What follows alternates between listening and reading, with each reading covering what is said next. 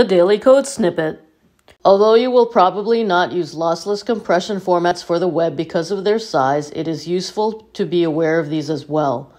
Apple uses the .M4A format to be equivalent to .MPEG 4 video.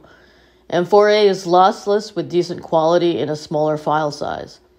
.FLAC, or Free Lossless Audio Codec, is open source with an efficient compression algorithm that can reduce file size 50 to 70% from the original.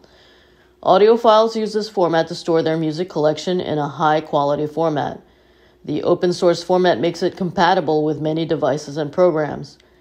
.PCM, aka pulse code modulation, is used for CDs and DVDs and is an audio format that is uncompressed.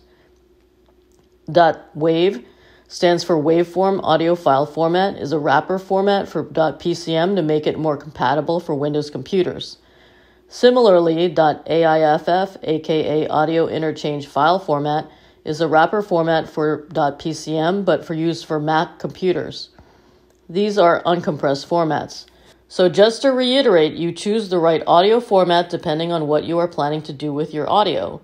You want a format that has the quality you require but nothing extra, because this will increase file size and make your file difficult to manage, share, and convert. Audio professionals will want to use uncompressed formats that will maintain the audio quality no matter how many times you edit and save the file.